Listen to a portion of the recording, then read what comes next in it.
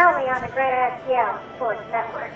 Hello and welcome to the Sports Blog on the Greater STL Sports Network. Robert Bowlesby here with you. You can tweet the Greater STL Sports Network at Greater STL SN, or tweet me at rbowlesbyjr. Find us on Facebook, YouTube, and everywhere else. Ustream at Greater STL Sports Network. We're also on Google Play. We're also on Blueberry. We're expanding our platforms, as we would like to call them. But I started off with the theme music of The Undertaker there. And that's kind of how it feels. Definitely with this rain, man. I am so tired of the rain. It's ridiculous. And definitely out here where I'm at, out in Jefferson County in DeSoto. Floods. I mean, good floods too. I mean, it was almost up to our fence here. We live on a lake out here, but just crazy. I am tired of it. I'm glad it's going to stop. My kids are going to school tomorrow. That helps out a little bit. Maybe should have did this in the morning. Who cares? But this is probably the comfortablest I've ever been doing the sports blog. Get to sit here, chill on the couch. Got the Cardinal game up right in front of my face. You'll probably see me reach for the remote a couple times, changing the channel and stuff. But also played that because it's kind of how it feels with the Blues right now. Down 3-1 to really this, and we're the first wild card team. We're playing the second wild card team in Nashville, Nashville Predators. Played Minnesota the first time. Look at me messing everything up today. Go with the flow. Just go with the flow. 3 shows into 2017. Bound to mess up here and there. Oh well. But it seems like everybody stays on Tarasenko about the scoring. We do have other players, people. Schwartz, Berglund,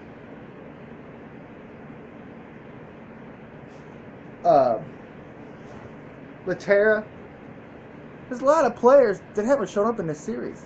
I mean, and they talked all year about Berglund having this great season. He had his best season of his career. You haven't seen him at all. Schwartz, you haven't seen him at all. I mean, really, it's been Tarasenko and Edmondson. The last person you would expect would be Joel Edmondson to be the top scorer. And I just don't get it. I mean, I counted the other night on the power play. 40 seconds, and once the Blues just pass the puck, and you only get 2 minutes, so there's 40 seconds. You can add almost another 40 of the puck not being in the offensive zone. So that's a minute 20, and about 40 seconds of weak shots.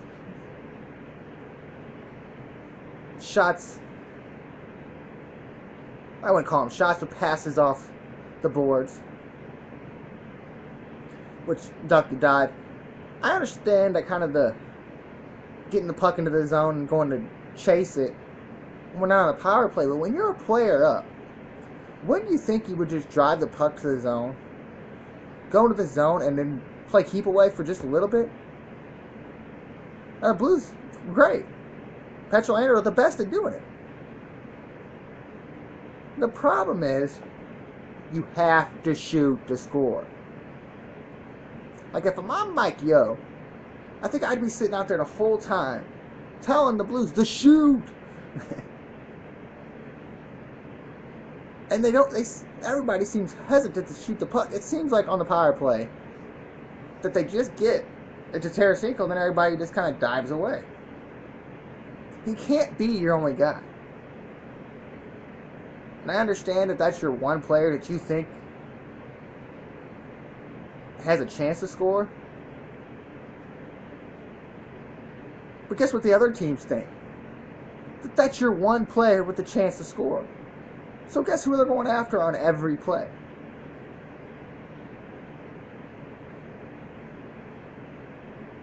And none of the other players have stepped up. Stastny, another one, even though he's probably hurt. We might have put him in there a little too early, but we don't have anybody else. There's nobody else on this team that you trust as much to win faceoff as you would a Paul Stastny. So Boca's probably your best bet in that Stastny role, and they don't seem to use him there. But I can't name one other player. Laterra doesn't win faceoffs. Broziak doesn't win many faceoffs. Why, he's on the fourth line for a reason. It's not understandable the way this team's playing. I don't get it.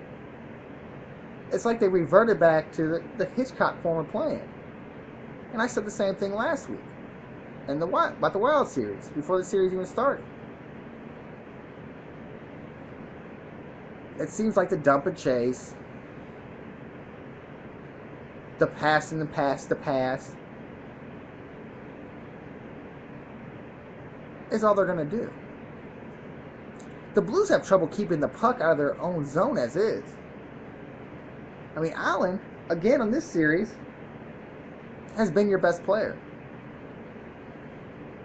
Now, your guy that's out there for 60 minutes compared to the guys that are out there 20 minutes should be your best player. But he's the best player by far. There's nobody even close. There's not one player that's even close to playing as well as Jake Allen has played. You go down the list, you go to Tarasenko. There's nobody even close to him.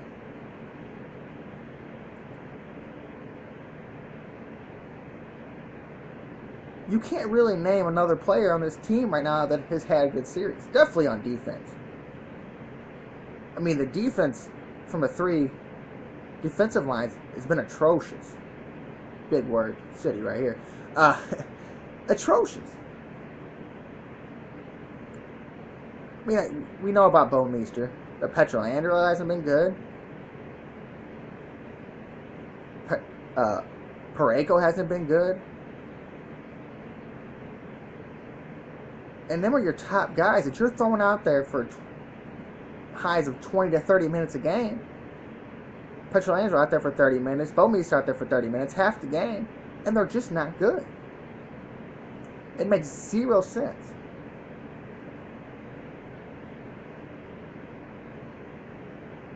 And I'm not trying to go out here and pick on the defense as much, because they're playing on their heel. I mean, you see a lot of pucks that are knocked back to the defense, and the defense is nowhere around because they're so scared that the pucks can get out of the zone and they're going to allow an odd man rush or anything because the offense just hasn't been that good.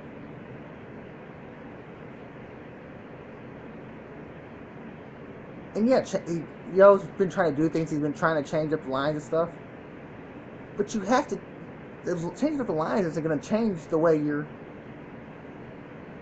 playing right now. You have to change the way you're playing.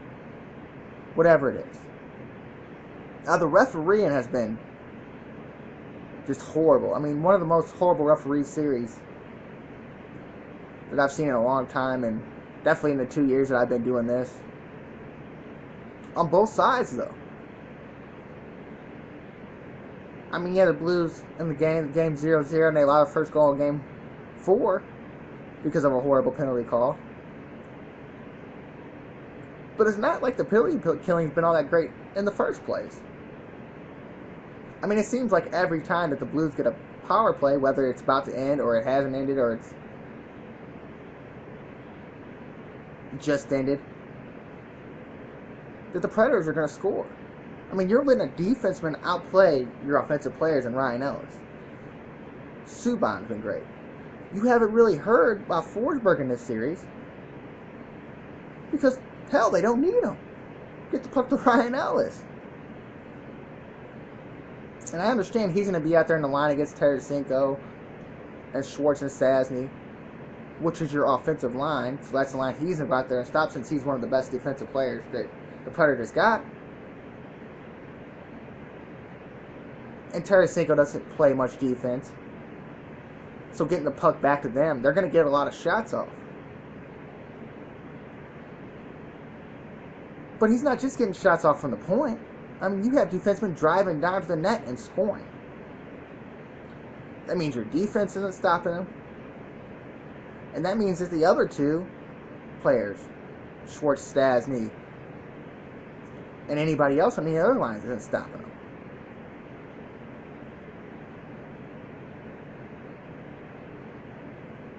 So they can go out there and try to blame a lot on the referees. But you can't do that when you're playing as poorly as you are.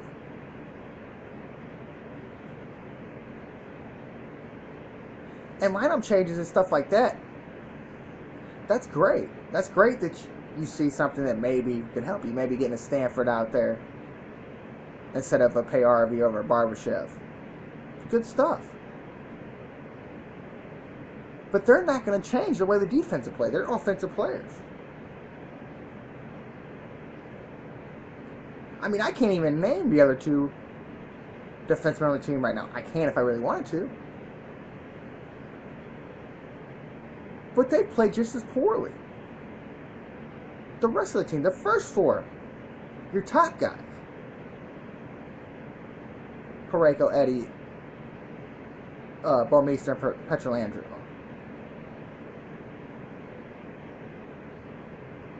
And them are the guys that need to step up in this series. And Joel Edmondson's really the only one. He had to step it up in the last series because the Blues couldn't do nothing. And you can't rely on your goalie for everything. Now, Rinne's played great. Awesome stuff. I mean, stopped everything you could. The Blues have put pucks on the net at times and shots that you think that were going to go in, and he stopped them. But he hasn't had to stop enough shots because the Blues are playing this little passing bullshit that gets you to a point to where you're not going to score because all the other team has to do is stop passes. They're not having to block shots. They're not having to go out there and worry about who's going to shoot the puck because what they're doing is they're just giving the puck to Tarasenko and saying, here, you try your best. That's basically what it's been. Here, try your best. I mean, a guy like Perron, who's a guy you think could go out there and do something, hasn't done nothing. And you can't, I mean, it's just something that it's not understandable. And then we get down to this, like, last 4 minutes of the game with the Blues being down. And then all of a sudden, we want to play offense or defense. Or we want to play offense. And I kind of like the way that Yo's doing it with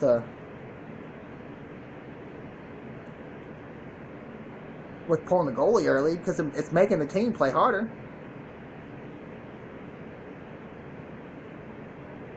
In the last 4, but when you're down 2-3-0, that's the kind of stuff that's not going to work.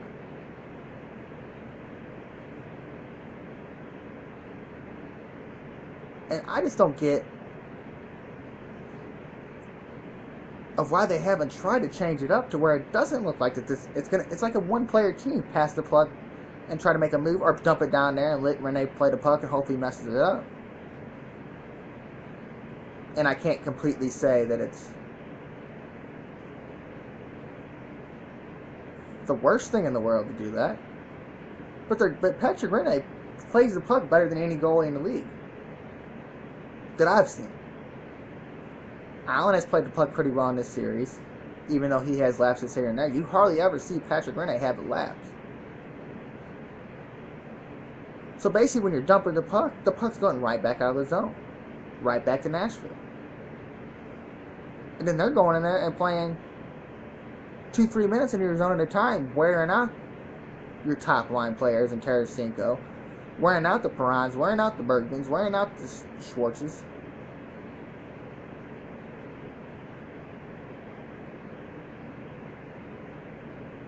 And now your top lines are worn out. Now you're going to rely on players like Laterra. Now you're going to rely on players like Liaskin.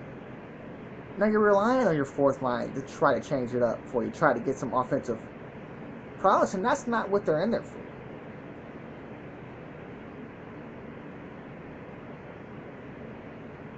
And it doesn't make quite any sense to me. You see me looking up the Cardinal game. Cardinals just lost, of course. Nothing new in this week. We won't complain about that too much. But it's like they're fighting to score goals. And yeah, the Blues weren't expected to get this far in the playoffs. They weren't expected to win the first round. They weren't expected to get there. But scoring 1 goal a game ain't going to help you. And with Joel Edmondson is the one getting that 1 goal a game, that's really not going to help you. And I like that they're actually moving the defense around, trying to, change it up to where the defense goes down there and gets into play in the net. Like, those are usually your strongest guys. But those should be your offensive leaders. And we're always talking about the Blues fighting the salary cap and things like that. I don't see how. I understand that Stastny makes a lot of money for doing what he does. I understand that Bo makes lots of money for the lack of what he does. And then Tarasenko. And that's it. I mean, supposedly Shattenkirk was supposed to help you out the money. That's not going to be till a next year thing. But you've actually had to throw the guy in there that you traded him for that you probably weren't expecting to play in the series. Or play as much as he had in Safford. Who I think is a really good player. I kind of think that was a pretty good trade right there for the Blues to get him in that Shattenkirk deal, plus get the picks that they got.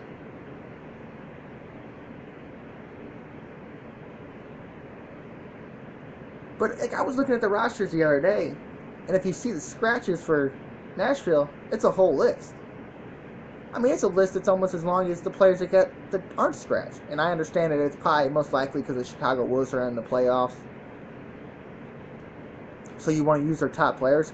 But does it really matter if the Chicago Wolves win any games? Does that matter? Like, the missing of Ty Ratty is a thing to me, and I've been a Ty Ratty guy, and maybe I'm dumb because I'm not the biggest hockey guy. Don't claim to be. But wouldn't it be something different to see him? Why not throw Pajorvi down there? Why not throw Barbashev down there to take his spot? Because these players are so good, why not throw them down there and let's see what Ratty can do? It doesn't make any sense, and you're not going to win games without scoring. It's just not going to happen. 1 goal a game is not going to cut it in the playoffs. Definitely when you're letting defensemen be the top leaders in scoring for Nashville. I mean, their top, Josi, hasn't played, as you haven't seen offense from him. I mentioned Forsberg already. I just don't see what kind of style this team plays anymore. Like I said, I'm not a hockey guy, and maybe the dump of chase is fine, and maybe it works. It hasn't worked for this team. And when I've watched the Blues over the past, they've tried it hasn't worked. So I would like to see when they know when it can work. I mean, and maybe it hasn't worked because guys need to step up. A guy like Alex Steen, who had a horrible season, still hasn't shown up in the playoffs.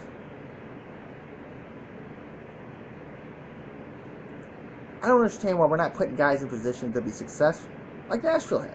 Now, they play a little bit of dump and chase, but they also play keep away when it's 5-on-5. Getting guys open, shooting the puck, and getting rebounds. Getting the puck towards the net to where a guy can deflect it. You don't see much of that from the Blues.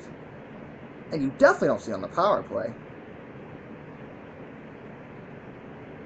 And I think my cousin put it best when he put something on the internet the other day. Does Nashville wants it more? St. Louis wants to go golfing.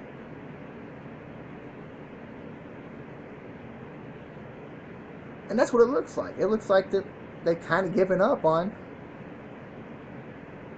playing a good game until it's 4 minutes left. And the only way they seem like they even play with any kind of energy is when they pull the goal.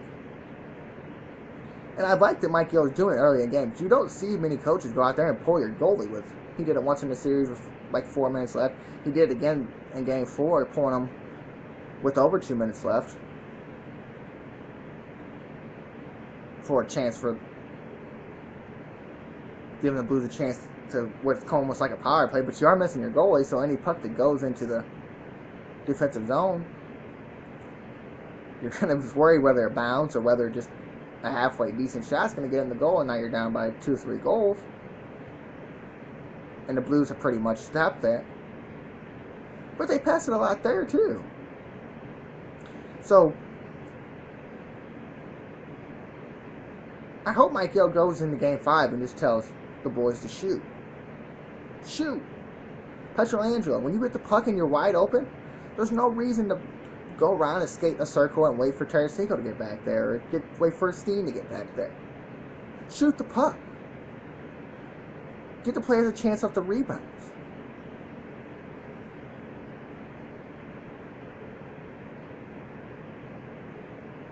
Because I can guarantee that I know this face-off thing hurts the Blues a lot, and Nashville's killing them in that. But time in the offensive zone for Nashville's got to be killing what the Blues are doing. With time in their offensive zone, it's got to be way up there. Like, people are calling this a boring series, and it's probably boring because you've seen one team dominate, even though they're only scoring 2-3 goals a game. They're not winning 4-5-1, and the Blues aren't winning faceoffs. And so, yeah, to mostly the Blues fans, this probably has been a really boring fucking series.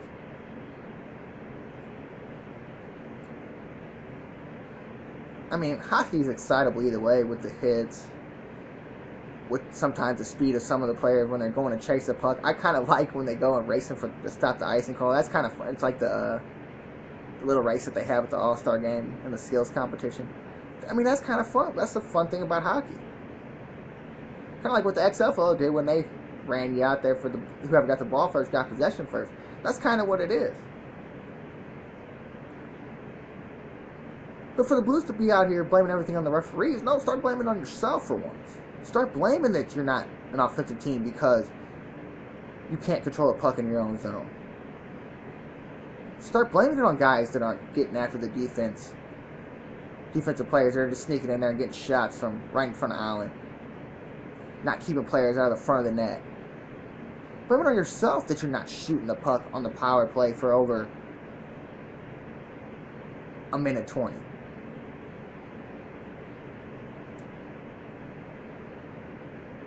That's not on the referees. That's on the Blues. And it's just an anomaly to me that they haven't changed up the way they play. I mean, I would love to see what they do in the practices. Say, hey, we're going to change this up. And I wonder if it changes. I mean, I don't want to blame. There's always something that you can blame on the coaching staff. And maybe it's the coaching's fault. But I don't think it's the coach's fault anymore. It's time for the players to take over. It's the playoffs. And you can't just have Tarasenko being the guy that's going to take the whole game over. I mean, we'd love to see it, but it's not going to happen every game. You have to have another guy. You need to have a Steen. You need to have a Schwartz. You need to have a Yaskin or somebody like that take the game over. A Sobotka.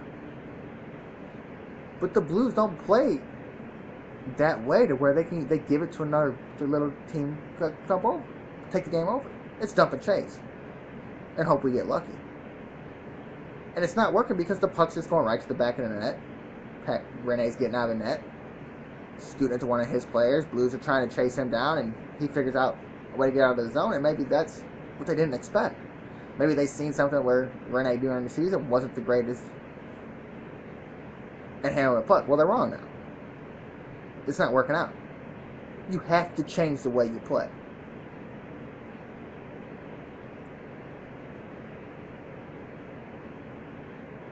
And it seems like Nashville, at times, they do the same things, and then they figure out a way to change it. They figure out a way to keep the puck in the offensive zone. The Blues don't find ways to do that. Unless it's 4 minutes left in the game, and you have no chance of winning because you're down 3-0, or you're down 3-1. And then you play past the puck until finally someone shoots it. And what happens, what's been happening, Edmondson got one the other day. In a game you lost. Look at the goal that Tarasenko scored to win the game the other night. Puck just kind of passing the puck around, bounces off of a skate right to Tarasenko. He shoots, scores. So it's great that you think you're going to get those bounces from dump and chase, but sometimes Just passing the puck around just 1 or 2 times and getting a lucky break works too.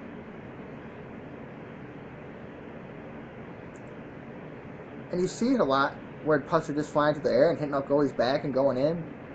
And that's mostly happening against the Blues. These Nashville's putting pucks on the net. And then their players are going after it and fighting for position and fighting for the puck. And you can tell it's frustrated the Blues to where, even though penalties shouldn't be called, they're getting called because you're going out there and fighting every other play.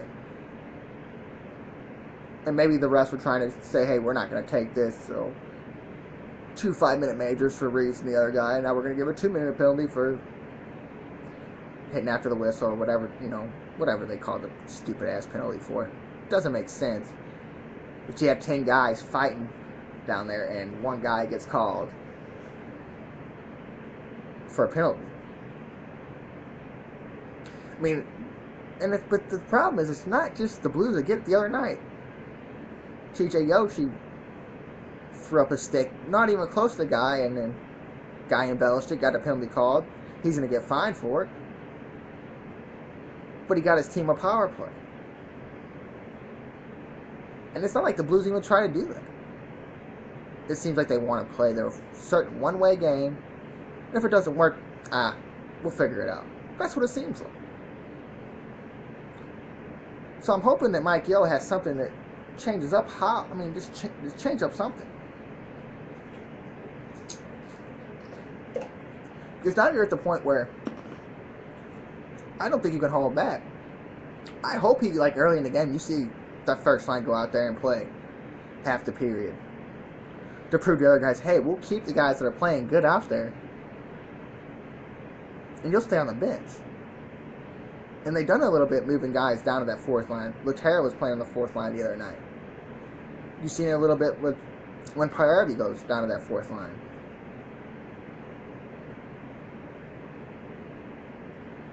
But now is not the time to wait till the end of the game to do that, to wait till the third period to do that. You have to do this in the first period. You need to jump out to a lead to give yourself a chance. Because if you're going to play that dump and chase and you're going to play to where you just want to protect the lead, you have to score first. You can't protect a 0-0 lead because you don't have a lead. You can't protect a 1-0 lead because if Nashville scores, you're protecting nothing.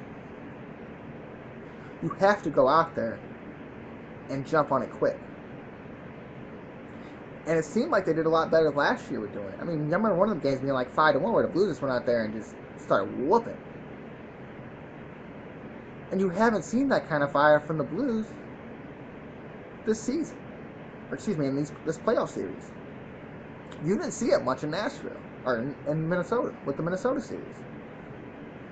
It was basically Jake Allen gave it everything he had, and then you got lucky at times. Until really the last couple games that the Blues won. So someone needs to go out there and light a fire under these guys and say, hey, this is how this is going to work. You're going to play if you're playing well, and you're not playing well, you're not going to play. And we'll play these guys half the game. I mean, they're getting days off. They've had 2 days off now. They're going to get a day off after this game. So you might as well go all out. And you might as well look down there in Chicago and say, I think our top team is more important than our minor league team. And I understand that Ty Ratty hasn't been the greatest when he has been in the NHL, but has he really had the chance to be the greatest when he's been in the NHL? Have they really gave Ty Ratty a chance? I can't name really one time when they gave a complete chance other than a couple years ago. Maybe you need to bring up a guy like Chris Butler. I mean, there's other players on this team, and someone was asking, I think Andrew Strickland about it today, and I know a couple guys are hurt. Maybe you bring up a guy like Brad Hunt.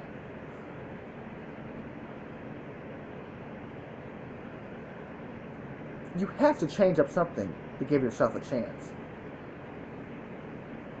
And maybe just the Blues think that, hey, we're in a rebuilding stage. That's what we're doing. So instead of really going after and effing things up, we played well enough to where we think that, hey, we can build off this. Maybe we can get a guy to come here because, man, this is supposed to be a rebuilding year, and look what they did. They gave themselves a chance to go to the Western Conference Finals. They played well enough with losing players, which was supposed to be your top defenseman in Shat Kirk. They played well enough to where, hey, I could be that guy that helps them out. But it's going to be hard when you're pushing the salary cap like you were. And then hopefully you see some of these contracts get shipped to Las Vegas. Hopefully you see maybe a Berglund on that expansion list. Hopefully you see a Bouwmeester on that list. I mean, that's what I would do if I was the Blues. I would look at some of these contracts and put them on that list for the expansion draft. And then probably I will take an ass when Las Vegas comes around and the Golden Knights comes around and the players are scoring 20, 30 goals in a season, and then I would guess the same, put them on there. Bouwmeester's not. Bouwmeester might get 2, but a guy like Berglund. But there's something here that you have to give yourself a chance to win this series, and the Blues haven't done it. I mean, it gets me irate to watch that dump and chase. I really hate that effing dump and chase thing. Because it seems like the other teams just go right down the middle, go in, pass the puck around for a couple seconds, 3 or 4 passes, not 15 passes, until Tarasenko gets the puck and he drives from a corner and tries to get some awkward ass shot off to score. And I understand that he could score from those spots, but when other teams, if I understand that, and I'm not the smartest hockey guy in the world, I think players that play hockey are going to understand it and going to take that away from them.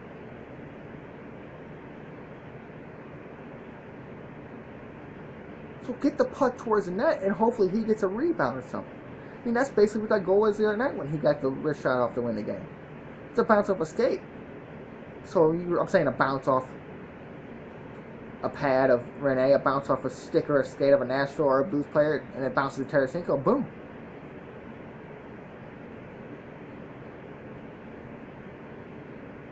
You have to change it.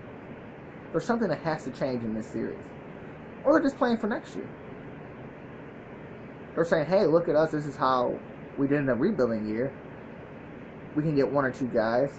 We got guys down in the minor leagues, the AHL, that can come up and do something for us. But if you're in a series, you might as well try to win it. And I haven't seen that kind of fight, or even the Blues would give themselves a chance to win the series.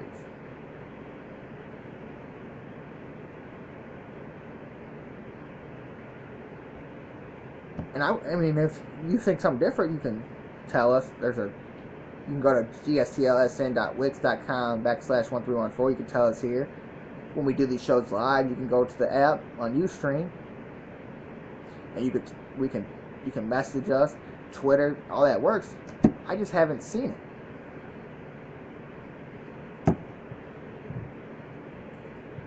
And I'm gonna get really tired of this dump and chase. If I see the jump and chase within the first couple minutes of the game, I probably will just turn the game off. Because then the Blues aren't giving themselves a chance. If they get a power play early in the game and I see the Blues passing it 15 times in a minute 20 and not doing nothing else, I might just turn the game off. Because there's no other point. There's no point to watch because they're not giving themselves a chance to win.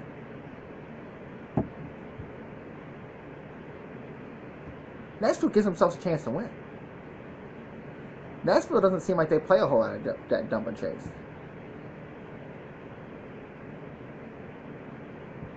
It almost seems like they do, like, drive the puck into the zone.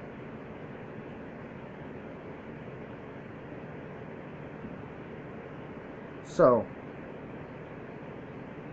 do that, and then we'll change it up. Play how Nashville's playing. Because I'm pretty sure it's pretty easy to go out there and just look for passes and knock them out of the zone, because that's what Nashville. That's all I have to do. They don't have to block many shots because the Blues don't shoot. All I gotta do is worry about the Blues getting mad about a couple hits here and there, trying to go after them, and then they can get passed around and score. And get stupid power play calls, get embellishment calls, or excuse me, calls they embellish, because that's just the Blues are playing stupid. So what I would like to see in Game 5, and if they win Game 5 the rest of the series, the Blues to give them chances to win, to give themselves a chance to win at all costs. Whether it's going out there and overplaying guys, whether it's going out there and just randomly shooting the puck from wherever you are to try to get bounces, lucky bounces, and lucky breaks.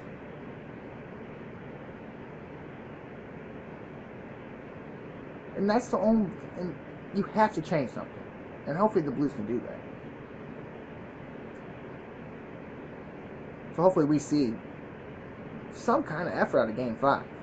Or you might as well just turn off the TV and go switch it to the Cardinals in Atlanta. That's what you might as well do.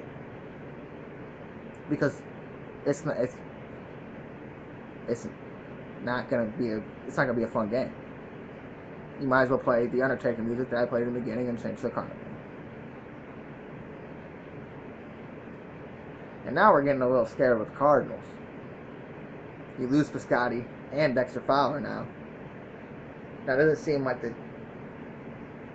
it's a big deal. They're gonna bring Tommy Pham up, and it's finally I called for the Matt Adams little game plan to stop in left field. I think it stopped. They threw Diaz out there in left field, but Garcia is short. So that's something new. Still not wondering why Carpenter's on the outfield. It doesn't make any sense.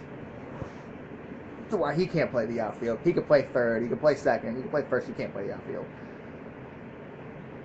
I would much rather have Adams batting than Garcia's bat. You know what? Garcia needs more player time. It was nice to see Martinez go out there and get a chance. He was 0 for 3, but he gets a chance to go out there and show what he can do. When you got 2 injured players.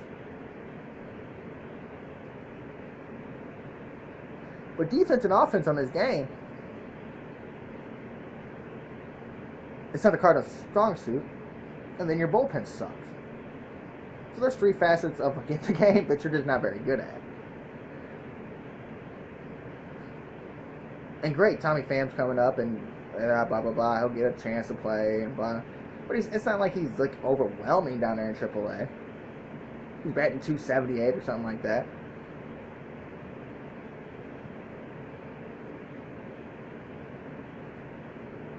Wainwright just doesn't look like Wainwright.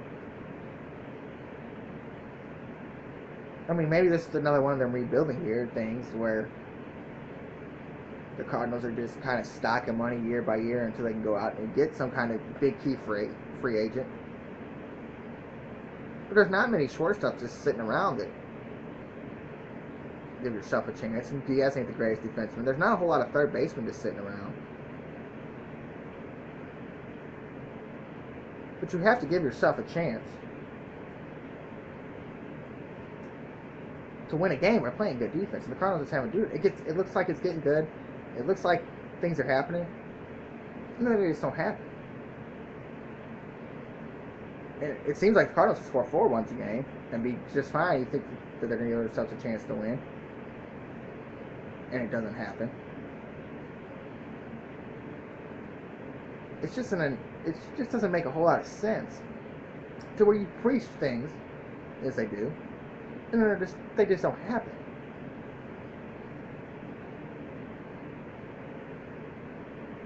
And it could get better as they go on. I don't know, maybe Diaz can get better as days go on, but he wasn't that good last year, and he hasn't been all that great this year. I mean, routine plays are costing the Cardinals. Guys that make a lot of money in that bullpen are costing the Cardinals. So all this lying and BS from the Cardinals is finally catching up to them. And it's not like that I believed any of it, because I knew if you're sending the same team out there that sucked last year, they're going to suck at defense this year. They act like Dexter Flowers is going to make a big deal in the offseason, bringing him and playing the outfield. But it's not like Richard was that bad in center field. I mean, your outfield is really fine. As soon as they start hitting, they'll be great. And Fowler's coming around. It seemed like Piscotty was coming around. He's injured now. Grich is coming around a little bit. Not as much power as you thought you would like him to have. Your defense and pitching is costing you games. And that's what you preached. But there's no reason to harp on it. You're fighting in a division that really looks like it just sucks all around. I mean, you got newspaper writers going at each other on... I don't know if they're really going at each other. They're probably just having fun. Giving themselves something to do because they're going to talk about when your teams suck. I didn't hear the Cubs talk about how great, like, everything's going to be this and that. No, they were going to go out there and try to just knock everybody out and hope their pitching holds up, which it hasn't. You see a team like Milwaukee. Their pitching hasn't held up, and I mean, they got a alright offense. I don't know why people think it's so great. They just got a lot of power. But they're right there in the mix. The Reds got every player from the Reds is in that bullpen. Excuse me. Every player from the Reds. Every pitcher from the Reds on their starting stats is on the DL, and they're right there. So,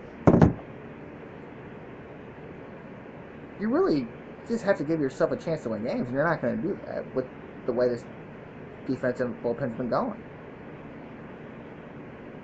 But it's early in the season. Blah, blah, blah. We'll go on. I had 42 minutes of great sports talk.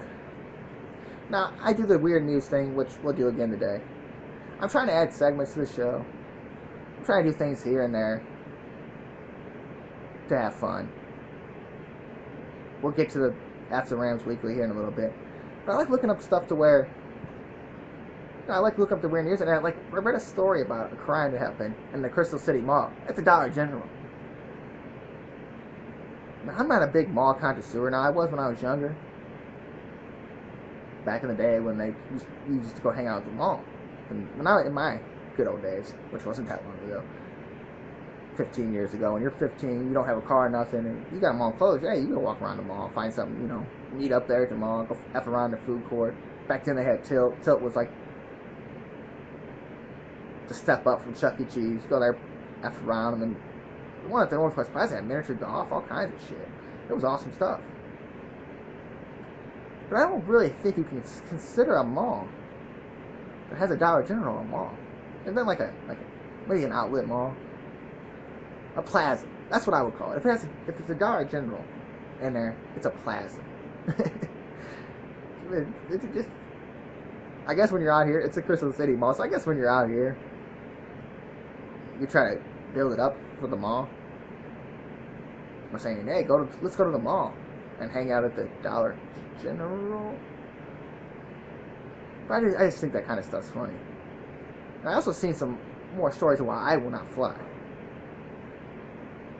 Now, I don't understand what happens with people. I don't know if people get nervous when they go flying and stuff, but this is just why I don't fly. I seen something earlier where a Delta flight,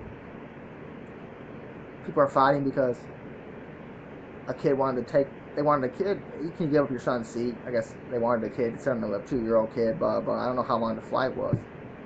But people started a fight on that.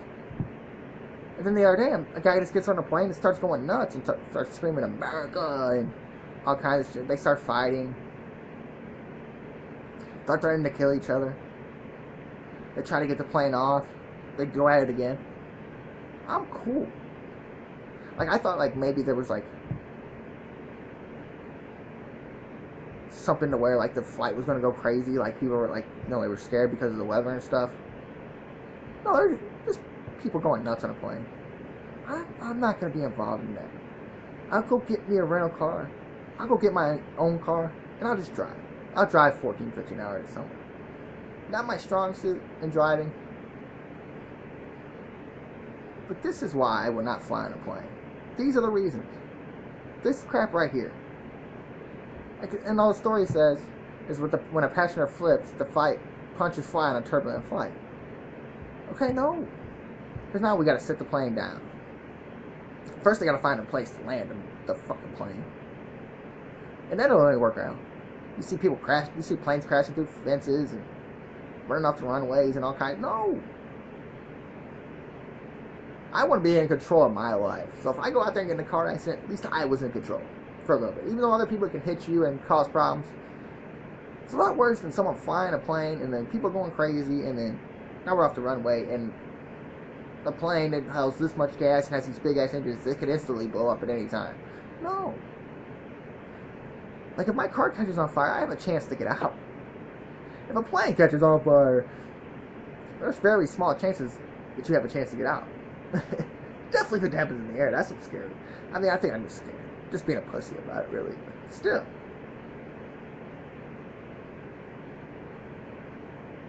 And of course, this happened over, some guy bitching about the government, blah, blah, blah. And right now with the healthcare and shit like that, that's going to happen. And Trump being president, I mean, people are going nuts.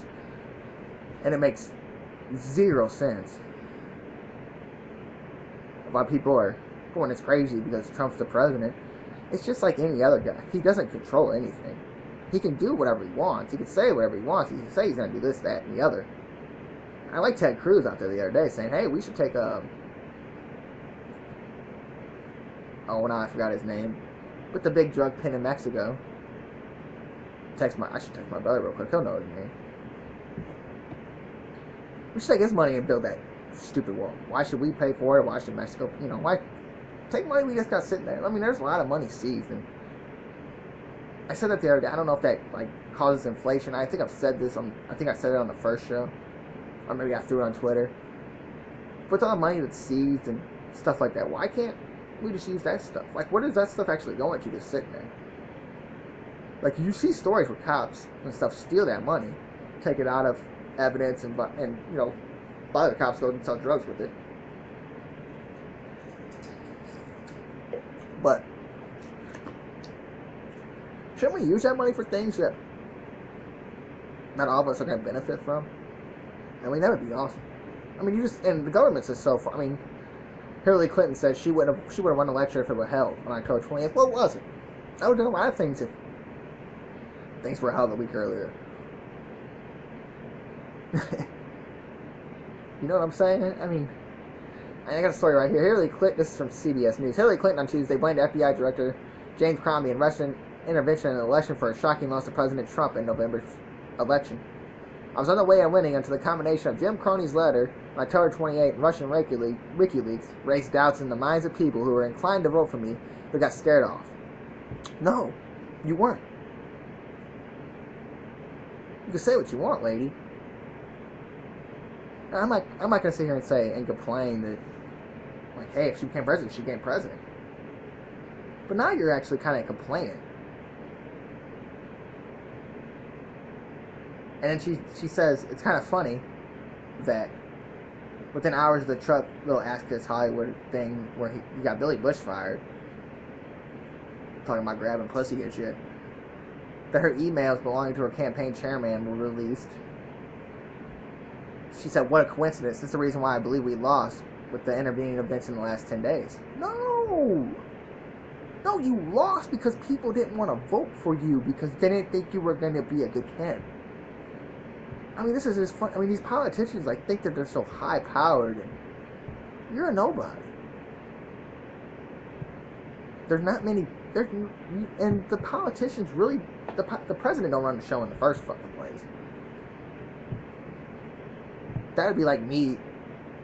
That's like people think that they go out here and they make a difference by voting.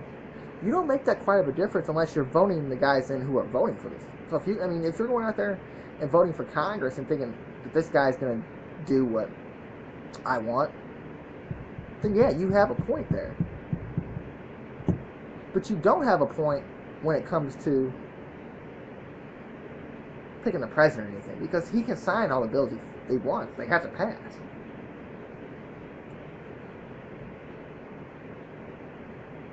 And half the stuff that Trump's talking about is not going to go through. I mean, sometimes They do. I mean, like the healthcare bill that Obama went through, and people are going crazy about that. But this wall thing ain't gonna go through. There's no way that people are gonna vote for something that that in the law we're gonna get taxed for, because it's unclear. A lot of the stuff he's talking about is unclear what's gonna happen. Obama the same way when he talked about stuff. A lot of stuff he knew wasn't gonna go through. He probably didn't think Obamacare was gonna get through. He got lucky. I mean, half the crap that goes through, you're gonna get lucky on. That's most of it. That's most of what happens in politics. And I'm not the big. Looks like I'm not gonna tell you that I know a bunch of things about hockey. I know zero about politics. I know a little bit about hockey. I know zero about politics. Do you remember that thing on Fox where they had the puck falling around? I wish I think I said it before. I wish I had that in the game. But I'm getting sidetracked. But for her to go out there and say, well, if the election was held, 5, 6, 7 days earlier, I would have won. And then I can go out there and say blah blah, I won the popular vote, and yada yada yada. Well, life sucks. I'd win a lot of things if I didn't lose that. I'm gonna lose in life. I lose in life all the time. Can't blame it on anybody else. But politics just don't make no sense. And like I said, the thing about where people are coming Lyndon McMahon wrestling courses, they care about as much as we should. They don't give a fuck. So I know what we should do? Not give a fuck. That's pretty much it. But people don't understand that, of course, because people think that they have some kind of higher power. And all the stuff that goes on Facebook and all the stuff that goes on Twitter and whatever, if they go on the other shit, Instagram, all that, that's great, fun and stuff to throw on there. But suck it up now. Guess what? Trump's our president. Suck it up. What do you think Hillary was going to do different? Absolutely nothing. Maybe she'd be focused more on other things, different things that aren't as major news as Trump building a wall or going after maybe she wouldn't do that kind of stuff. She's focused on because she lost and said, well, if I wouldn't have lost with this, no, you're going to lose. It's just, he's got it funny. It's like a trade-off. Like 4 years or 8 years of Democrats, 8 years of Republican, back to Democrat, and everybody said Obama was going to lose in his second term, didn't. Guess what happened? Most likely going to happen. Trump's probably going to be in for 8 years, and then people are going to come out and say this and that, blah blah,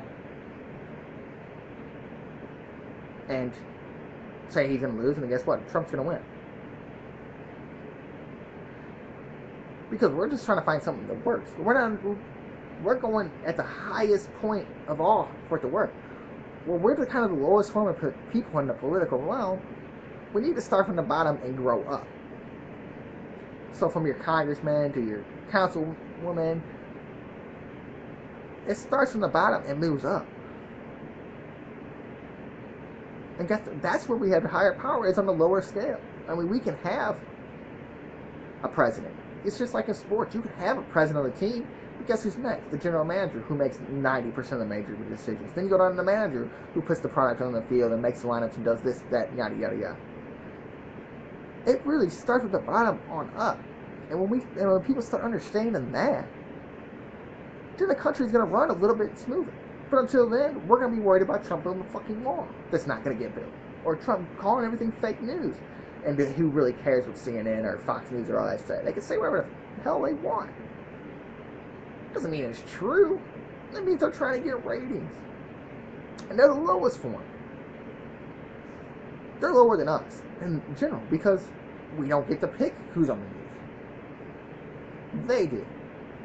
And they're going to put whoever runs the shows, they're going to go with their agenda. You think Ted Turner is really a Democrat that wants to go with Trump? No, he wants ratings. And Ted Turner owns CNN. He's going to get ratings from all this crap, and he's going to get ratings more and more and more and more and more and more as long as they go after the president. And the president keeps throwing CNN, and I bet you every time the president throws CNN out there, Ted Turner sits back, takes a drink of whatever, scotch, whiskey, whatever, Metropolitan, who gives a flying F, really? And says, thank you, Mr. Trump. You just gave me you know, this many more followers. I'm gonna make this X amount of money. But nobody understands that. Nobody understands that we have to start from the bottom up. And that's the only way to make a difference. Out here protesting and all this, saying, oh, Trump's a womanizer, blah, blah, blah. He can do whatever he wants. Just do it, say whatever he wants. It doesn't mean it's absolutely true at all.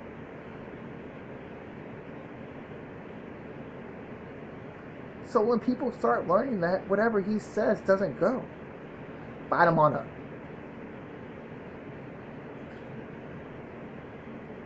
Now, have y'all seen these Truth TV commercials for cigarettes and stuff?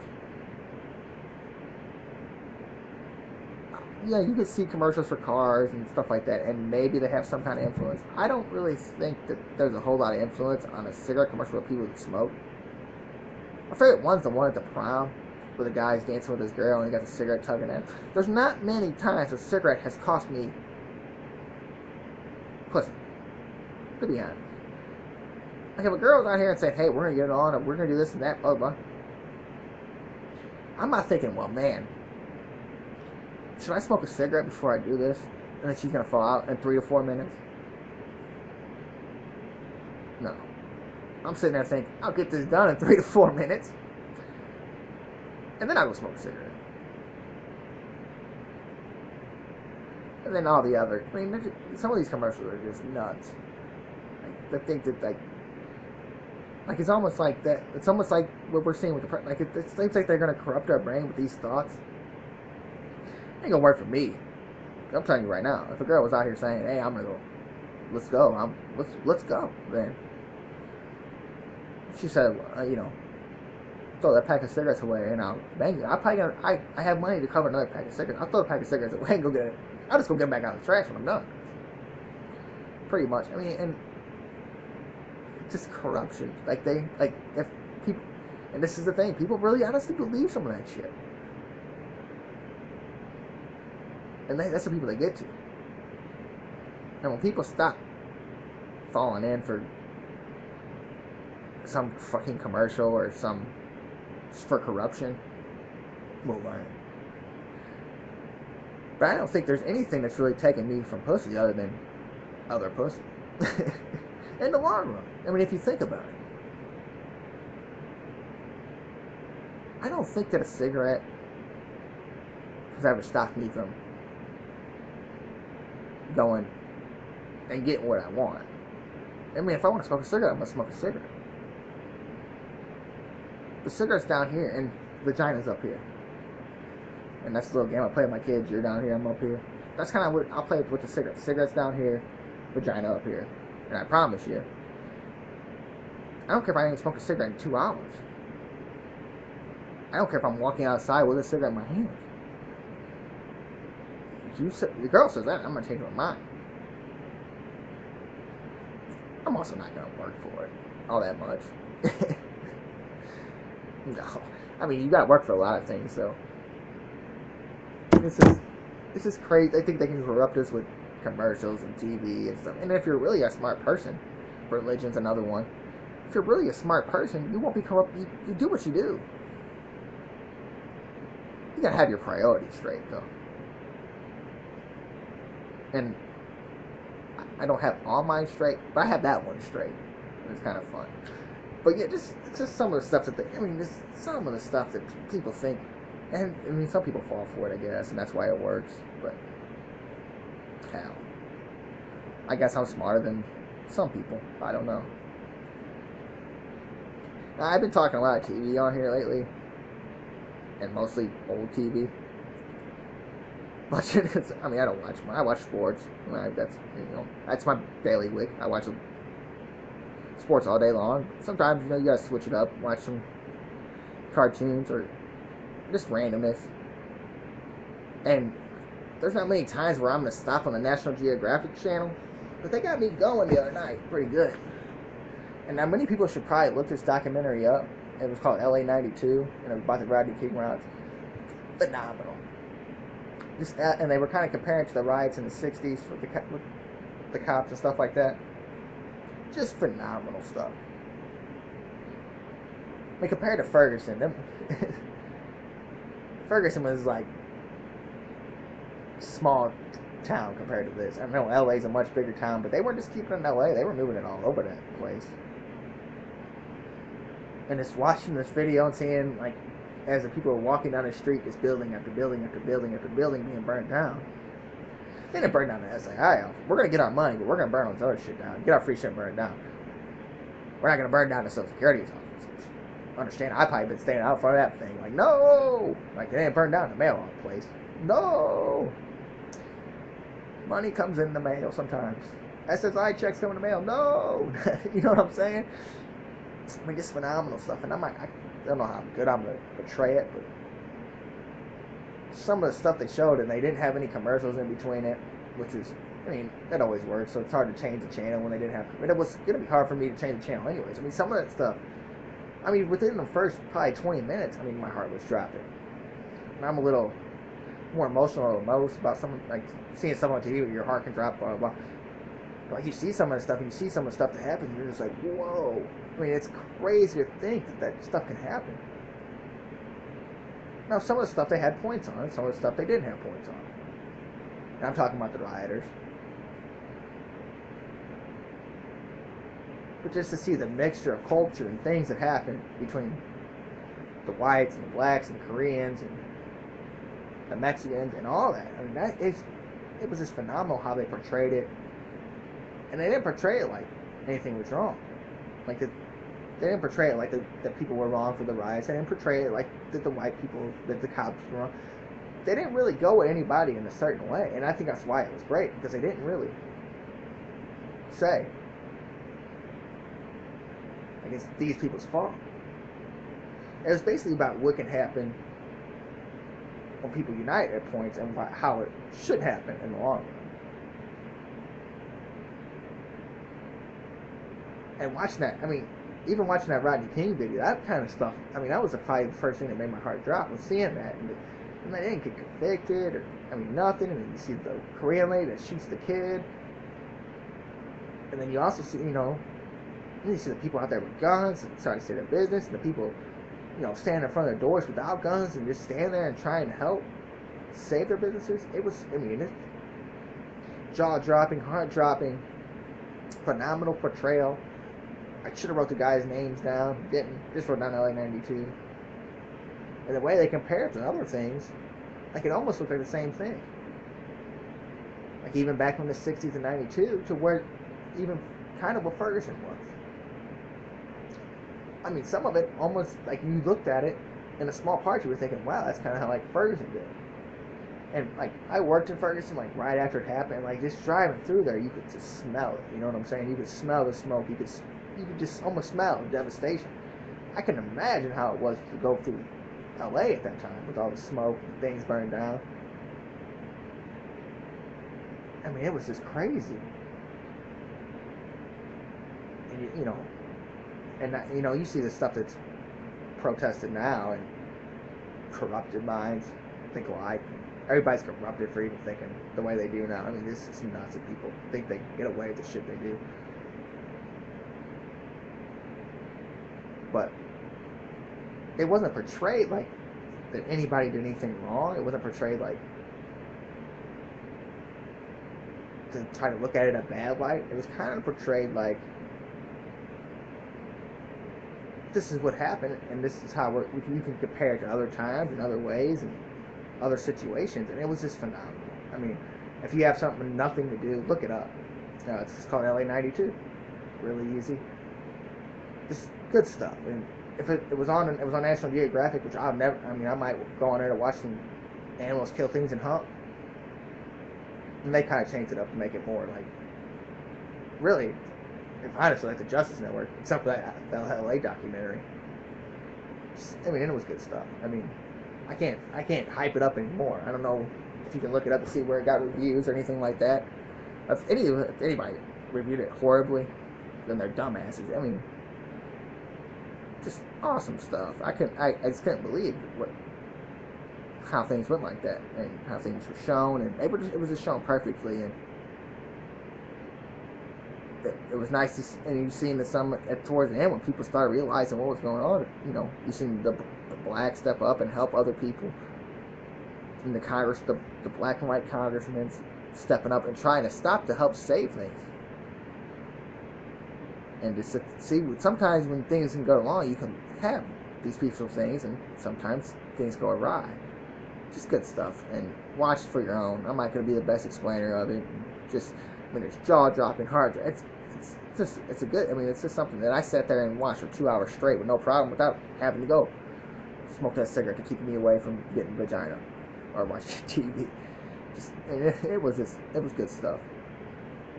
All right, before I do the hometown rundown, put out little companies right now. Don't have nothing to do with the show, but they're good companies. Sling and Stitches, look them up, slingandstitches.com. Also on Facebook at Sling and Stitches. That's Sling and Stitches. Just one N. Sling and Stitches. And STL Prep Sports, stlprepsports.com. Also on Facebook, STL Prep Sports. On Twitter, Sling and Stitches is also on Twitter. I need to go follow them. I need to go follow both of them people on Twitter. Didn't even think about that till right this second. Not on Twitter much. And we'll move it along to the hometown rundown. St. Louis FC played on the road to a 0-0 draw against the Orlando City B. Goalkeeper Adam Grinnis made 3 saves in the game, which, when St. Louis doesn't play offense, they don't get much offense going, but Orlando wasn't playing much offense in here. Kristen Velasquez and Seth Rudolph had the only 2 shots on target in the game for FC. Their next game was actually supposed to be on TV and stuff like that, but with these floods out here, you should have seen Center Park. And they had it last year too, and the rain wasn't that bad. They didn't figure that out. If you're gonna have games there, you gotta figure out how to keep the field from being underwater. So who knows when they're gonna reschedule that game? And it kind of sucks because they're gonna actually be on national TV, get a little more, not national TV, KPR 11, but get some exposure. Now, a team like that, it doesn't make a whole lot of money. Like in that Cincinnati game, there was 22,000 people. They're happy when they get 5,000 people down there at Soccer Park, which is Toyota Stadium now, blah, blah, blah. Worldwide Technology Park. I shouldn't have said blah, blah. Now I feel bad. But down there in Fenton. So maybe 11 works with them. They get that game on TV somehow. Maybe they just do next week's game on TV. But I mean, these floods hurt local businesses, and this is what happened, And they're hurting, they're hurting the sports teams, they're hurting things in Eureka, and this is in Fenton. I mean, this is what happens. I mean, the small business are hurt from floods like this. That's what happens. And it kind of sucks, for some of the restaurants and St. Louis FC and places that don't make a whole lot of money. And now that they, at times when you're thinking of making money, when the weather starts warming up and blah, blah, now we got 18,000 inches of rain outside, and it sucks. It really does. And I mean, I feel bad for some of them. I feel bad for FC. I feel bad for the businesses. I feel bad for the people in the houses that are getting flooded. I mean, it's a horrible thing. All right, the River City Raiders played on April 29th at home against the Hispanic Coastal Outlaws. River City improved their record to 2-2 by beating the Outlaws 67-18. Rookie Mike Tyndale in his first start for the Raiders was 11 of 12 for 220, 6 TDs. Maybe they finally got a quarterback. It hasn't worked out with the other guys that they've had in there. And 11 of 12, 220, 6 TDs. That works out. And they did have a little bit of a running game going, and that's going to help a quarterback too, a little more than they've had recently. Running back Caleb Maynard also scored 3 touchdowns and only had 5 carries. So I mean, it's the kind of stuff that works out. Johnny King and Chris Head each caught 2 touchdown passes in the game. Kicker James Nealhead was 7 for 7 on extra points and also got a point on a kickoff for a total of 8 points in the game. Out of the 18 plays that the River City ran, 9 of them resulted in touchdowns. You're gonna pretty much win if you're that efficient in the game. And I didn't get to watch this game. I should have, and I just didn't. And support these local teams, man. Support FC. Definitely now. Support the River City Raiders. Also support the River City Rascals. Stuff like that. The Raiders play again at home with Family Arena May 13th against the Myrtle Beach Sharks. And I'd like to credit Arch City Sports for giving me this information. But finally nice to actually not have to dig for it like I used to. I used to have to really dig hard for the River City stuff. I would have to write down it during the game. And it's nice when you don't always keep up on that kind of stuff. as much as I should, which I'll get better at it. It's nice to have Arch City Sports help me out there. And just to say something, like I just said, support these teams. River City Rascals start their season now in 8 days, also on May 13th against the Gateway Grizzlies. And it kind of sucks with what's happening right now. All this stuff's happening. We're going to be flooded in and shit like that. And my birthday's coming up. I kind of want to get out of the house. No, hopefully by then, May 14th, maybe we'll do a special birthday show for just, I'll celebrate myself for an hour and 30 minutes. And, just a joke. So, support these teams. Support FC, support River City, support both the River City teams, Raiders and Rascals. Support the NPBA when it comes out. The River Sharks are one of our teams. Little professional basketball league, they moved their games. They were playing at Harris Stowe. They're playing somewhere else now. You have to support these teams to make things like the Soccer Stadium. If we're ever thinking about getting an NBA team, I mean, it's a Midwest Professional Association, and most of the teams play here in Illinois. Mostly in Illinois. So you have to go out and prove that you are fans of this stuff, and it can't cost that much money. I mean, the ambush is probably the most expensive thing out there, and that's pretty exciting. Like I said before, watching these guys pass the pucks off the glass and the wall, and scoring goals like that is pretty nifty stuff. I mean, there's not many times you can see like indoor soccer's pretty exciting. Indoor football is just as exciting. If you're a baseball fan, why not see cheap baseball? It's not like you're going to make it down to the Cardinal game every now and then. Definitely if you're in St. Charles or where the Rascals playing O'Fallon. So support your teams and support Slinging Stitches and STL Press Sports. All right, moving on to weird news from Fox 8. A 56-year-old man was arrested after he disobeyed police and ran to a burning building twice to save his beer. Seen as fall fire, and police crews arrived at an apartment building fire around 12:30 on Sunday. KELO reports while at the scene, Michael Castell ignored an officer who tried to stop him from running back into a burning building. When he left the building the second time, Castell carried 2 cans of Bud Ice beers with him. Phoenix Fall Police Twitter afternoon to condemn the man's actions. The tweet read, "It's not advisable to push past police and firefighters in an attempt to save your beer." Castell had a blood alcohol level of .082. Hey, he wasn't that drunk. He was charged with obstruction and violating his 24 sobriety program. You probably shouldn't run and chase your beer when you're not supposed to violate by drinking your beer. It's not very smart, and not very smart to go save $3 worth of beer to get a fire. But you never know. I'd probably do it too. What the hell? What'd you go on the first time for, though? If he came out the second time, what did he go on the first time for? Dude, I pretty much know where my beer is 95% of the time, unless I'm really that drunk. But that's okay. All right, this is from Billboard.com, and this is Kevin Gates went to jail too. We're gonna go down Kodak Black because Kodak Black is pretty funny. But you're rich. You can't bring this kind of stuff. Listen to this. Kodak Black was found guilty on 5 counts of willfully and substantially violating his house arrest at Fort Lauderdale court on April 26th. He will return to court on May 4th for sentencing. This was the 3rd day of Black's probation violation hearing on charges of violating the terms of his house arrest by going to a strip club, a boxing match, and other places without authorization. During the hearing, Black's attorneys had argued that he was working during his appearances at the strip club and the boxing match. Other defense witnesses have testified that they had unsuccessfully attempted to inform Black's probation officer about the planned appearances.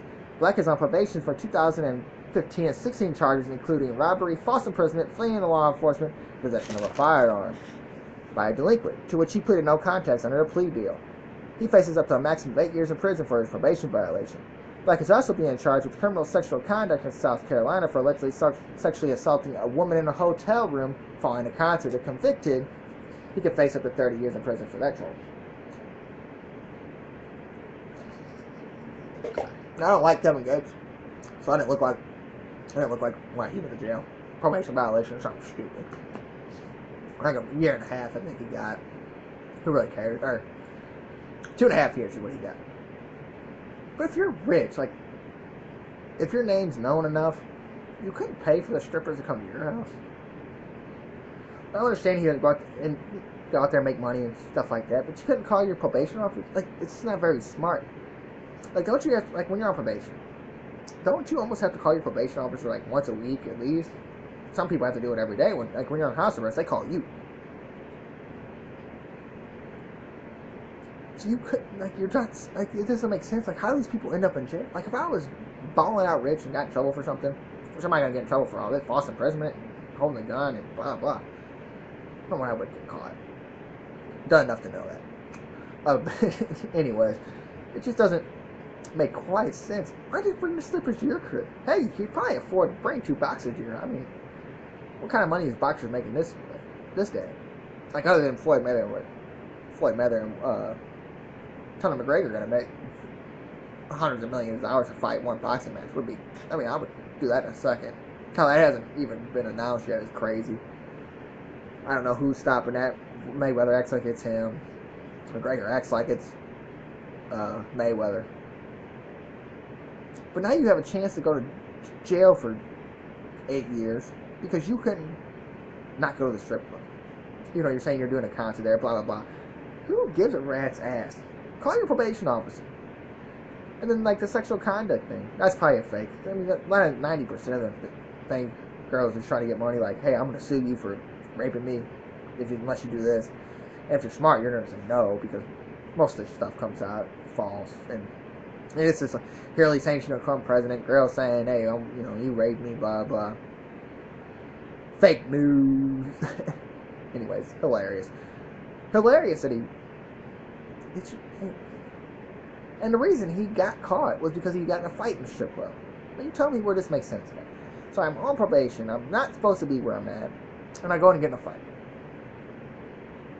Dumbass.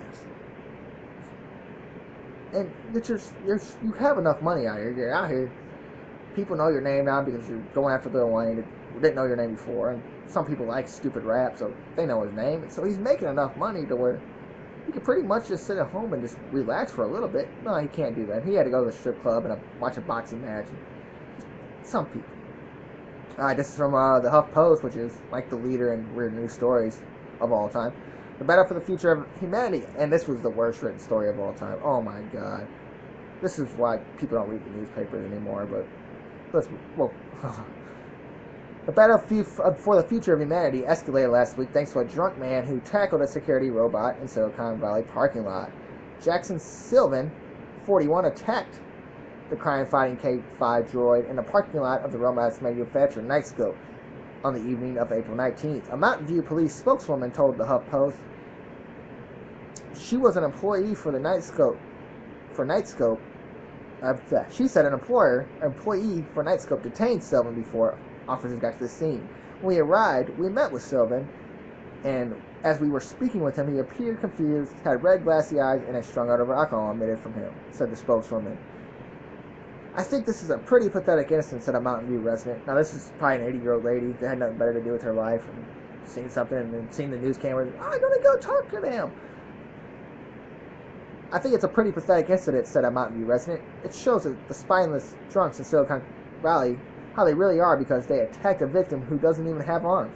I don't think this is a fair fight, really. Totally unacceptable.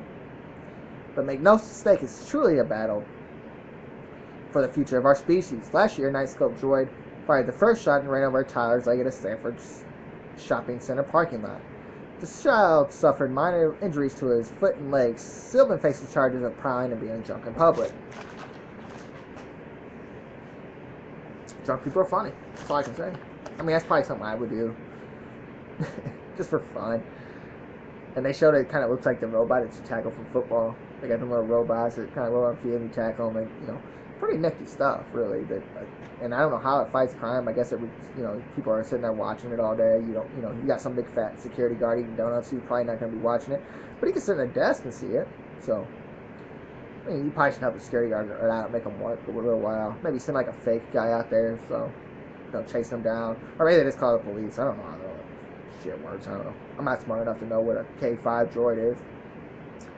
But I'm also not smart enough to make a robot. I'm also not smart enough to do this show, but I do it. So, I'm smarter than Kodak Black or Kevin Gates because I'm not in jail for violating probation because I'm a fucking idiot. I'm gonna go fight at the strip club. Idiot. Alright, Some STL today. 3 St. Charles County teens charged last week with using Pokemon Go to target at least one robbery victim during a crime rampage. Now face more charges in St. Louis City from other robberies that occurred hours earlier. Shane Baker, Brad Miller, and Jamie Warner each were charged in St. Louis Circuit Court with 23 felony counts, including first-degree robbery, attempted robbery, first-degree assault, and armed criminal action. Bail for each was set at $5,100 cash. The teens targeted 10 victims in at least 8 robberies or attempts over a 3-hour stretch late July 9th and early July 10th of 2016, charges say. The suspects were roving around the city in an older black SUV or older black BMW, pointing guns at people, taking their cell phone, purses, and wallets. Last year, the same 3 were charged in armed robberies and holdups in Creve Coeur, Missouri, where a victim said she was playing a Pokemon Go game, and when the robbers approached him. A 4th suspect was in juvenile custody. Police say some of the stolen property was found in the BMW after arresting the teens. The new charges include incidents from July 9th that occurred at 9:30. Now this is what's crazy. These guys just said stop, and then they stayed in where they were stealing from. But listen to these time periods. They started at 9:30, then they did something at 10:20, then 10:30, then 10:36, then around 11. And this is where they struck a guy with a car. So that's a big thing right there. 11:05, 11:11, then 12:11, and then cops found him in St. Louis County around 2 a.m. with some of the stolen items and robberies in the car. If you're from St. Charles, why wouldn't you go back to St. Charles? Why would you still be out there? You just committed enough robberies, and you're sitting here just playing around, and we're going to play around in St. Louis. And I understand going to do the robberies in St. Louis when you're from St. Charles. It's probably a lot easier to get away with crap. I should know. In St. Charles than it is. Or in St. Louis City, it's probably a lot easier to get away with in St. Louis City than it is St. Charles. But then you're found, your last robbery was supposedly around midnight. That means you had 2 hours to get back to St. Charles before you were found. You were obviously found because somebody had your license plate, or at least knew what kind of car you're in. And you're still out there effing around. People make no sense. Alright, the last story also comes from STL today. A plier climbed a ladder to look at a woman through her bathroom window, and also pulled a lawn chair to the edge of her front yard and watched her for an hour, police say. The plier was caught on surveillance camera in the woman's yard Monday night. Police say he may have been there in her yard for more than an hour. Police were called to the 200 block of Timber Tree Court about 10:20 p.m. The victim said the plier had looked at her from a ladder placed against her house. Police found the ladder a short distance away and were looking for the owner, who may not be the prowler. 3 other prowler calls were made in the same neighborhood, were reported between January 31st and February 5th. In one of those incidents, the prowler also used the ladder in a similar manner. That time, the police found the owner of the ladder, but not the prowler. They did not have a description of the prowler at this moment.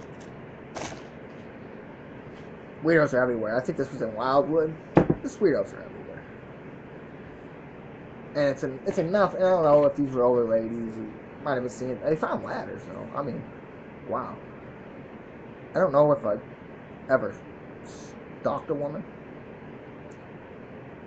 I don't know if I ever thought about stalking a woman. But much less that he's getting away with. I don't know how people aren't seeing him at 10 o'clock. I guess Wildwood, maybe a nicer community. I don't know how you're getting away with this at 10:20 at night. And putting ladders against people's houses and sitting in a chair for an hour and watching what they said from afar. Makes zero sense. That's weird news. It's been a bad week for that, bad couple weeks for Fenway in Baltimore. At first it started off with the proposal going wrong at Fenway. I don't know if that was first. But if you guys look it up, a lady was proposed to at Fenway Park. She said no. I feel bad for that guy. This is why I will never get married. This is why. Because shit like this happens where they can say no. I don't want to get married in the first place. Much less do I want to get turned down in front of 9 billion people where everybody can see it. And then they had a video on Twitter showing where the couple was arguing. Good stuff. Just stuff that she said no. I don't know if it was a planned thing. It would be kind of funny if it was planned and people are falling for it. But it's crazy to think that you're ready to get married. Everything's blissful. Everything's looking good. And this bitch says no. When you did it on Fenway Park, you did it on the big screen. You're up on the green monster, sitting in the new seats up there. I don't know how new they are, a few years old. I don't remember. And then this bitch says no after you did all this fucking planning and shit. I'm throwing you off the monster. You better hope Mookie Betts catches you, bitch. Just why I'm never getting married. There's no point. It's a piece of paper anyways. But the Manny Machado thing has been crazy. And then he goes up with the spikes. Spikes Dustin Pedroia. Pedroia gets hurt. Didn't like it. They throw at his head the next game. He doesn't like it. Starts a thing. Then you got him go. And then, of course, he goes and plays against them. And then he takes 30 seconds around the bases, which happens every now and then. Most people don't like that kind of stuff. Don't know why. Don't understand. Things are going to happen. Some players are going to be cocky. And stuff like that. But and so what happens a couple days later? Sale throws at him. And that triggers something, that triggers Machado going on a explicit laden rant where I don't know how they show it on SportsCenter, but you know what words he's saying nowadays, and you can see now that they're actually showing when they cuss and stuff, and it's kind of funny to see. But then a couple days later, you got the people at Fenway yelling racial rants, racial taunts, and throwing peanuts at Adam Jones, which supposedly happened in St. Louis, was found unfounded. And of course, Fenway put out a statement saying blah, blah, blah, blah. But it's kind of cool when you get this kind of stuff going in a division race. I don't really talk national sports on here. I don't talk too much of that. But this is the kind of things I like. Like, I kind of wish this would happen in the Cardinals and Cubs. It's not going to happen. Got two pretty good men. Like in the Dusty Tony days, it might have happened. But in the Mike Matheny, Joe Madden days, it's not going to happen. Unless something like really crazy goes on, someone gets spiked, maybe it does happen. But it's kind of cool to see like a rivalry get started in the division, like going high and more. Like Showalter's not happy, John Farrell's not happy. The fans are going after Adam Jones, even though he got a standing ovation the next day. It's something that's pretty cool. Like something to see that you can actually like get into sports a little bit. Like when people are falling out of line, people are cutting the cord, and you can hear this stuff.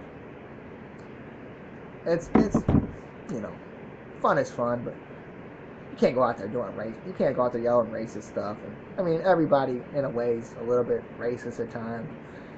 Most of mine's against girls. Bitch, throw you off the monster. You say no to me. No, but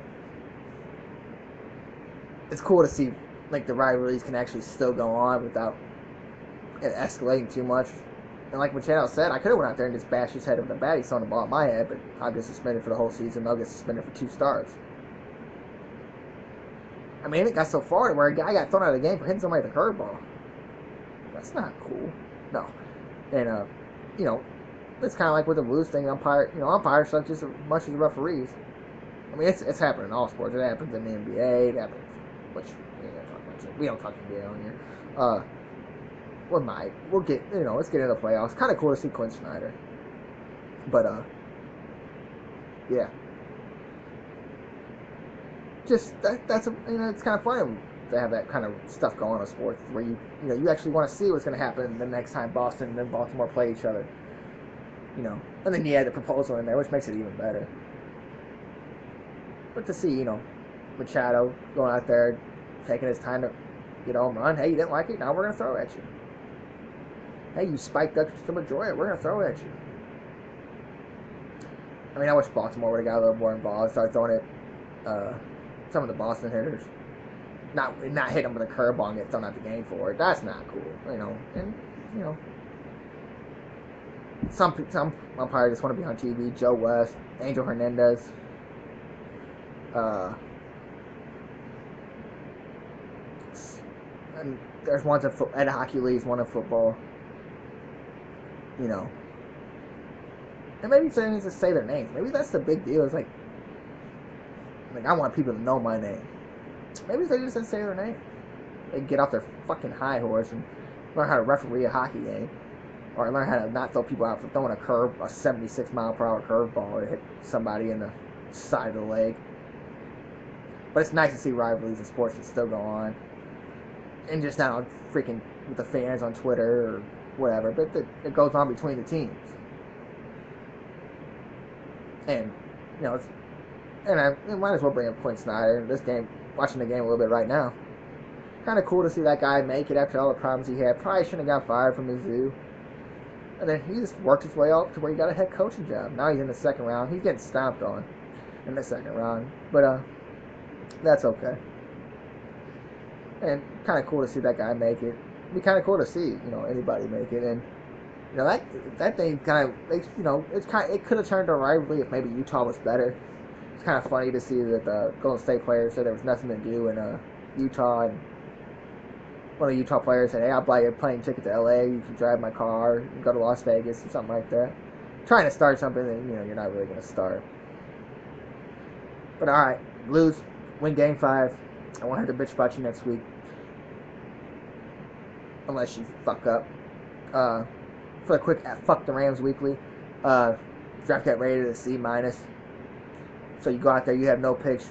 You go draft a bunch of people from Eastern Washington, just like the Rams. You seen somebody on Twitter say, this is why you don't turn teams over to marketing guys. And someone put it on Twitter, quote tweeted on Twitter, said, "This is the Rams." That's pretty much what it is. Kevin Dimoff and Stan Kroenke are more marketing guys than they are football guys. And Stan Kroenke just research, right? He has the Rams. But so fuck the Rams draft. They suck. And they'll suck forever until they come to St. Louis. Alright, for Lori and Paul, for Jake, Maddie, Zach, and Joe, this has been the Sports Blog, live on Ustream, live on gstlsn.wix.com/314, gstlsn.wix.com/314, and only on the Greater STL Sports Network.